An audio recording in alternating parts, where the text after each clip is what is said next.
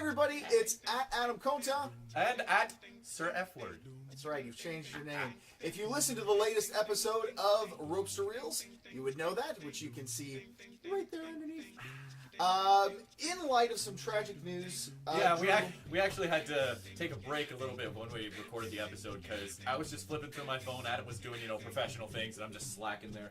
And one of the news stories popped up that actually kind of weird that we talked about him. Not long ago. Was it last week or the week before? When we did our horror movie review for See No Evil, I had mentioned the name Tobe Hooper as part of my recommendations video, and sadly, we learned before we recorded this video that Tobe Hooper has passed away. Legendary filmmaker, especially in the genre of horror. So we thought for our Ropes2Reels recommendations today, we would recommend a Tobe Hooper movie in his honor. I'll start off because I think you've got a bigger pick. I like your pick a little bit more than mine. What is yours? King's Speech? Well, no. See, I want to bring that up. I apparently got that mixed up with another director. Tom Hooper. Tom Hooper. And I feel really bad about that. To be fair, I just watched See No Evil. So that's a valid point. That does melt your brain a little bit. But Tobe Hooper was the guy who directed Texas Chainsaw Massacre, the original, which is what I recommended in our previous video for See No Evil. So this time, I'm going to recommend a different one because it would be easy for us to just recommend Texas Chainsaw, probably his most famous film.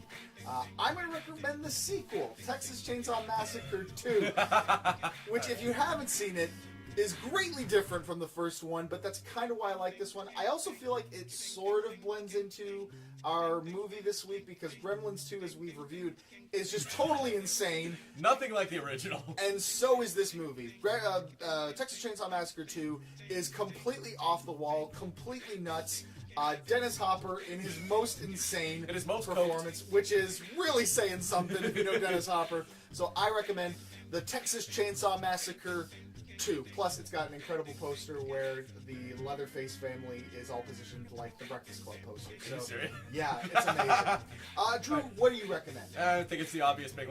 It's Texas Chainsaw Massacre or his other film, Poltergeist. Yeah, the great film. Oh my God, Poltergeist! I was so disappointed with the remake. I was gonna ask how you felt about that. I didn't like it because if you haven't seen the remake, don't go and watch the original because it still holds up pretty freaking well. And what the new one did was it actually cut off the tail end of the movie to hope to get a sequel. And the tail end, in my opinion, is probably the best part of the Poltergeist movie because it wraps everything up in not really a nice bow, but in a bow nonetheless, covered in blood and guts and... Not a whole lot nice about Poltergeist. Spooky skeleton things. Definitely entertaining and definitely worth a watch. So there it is, folks. Your Ropes2Reels recommends this week. Thanks so much for watching. Until next time, I'm at Adam Conta. At Sir F Word. And that's a wrap on your video content.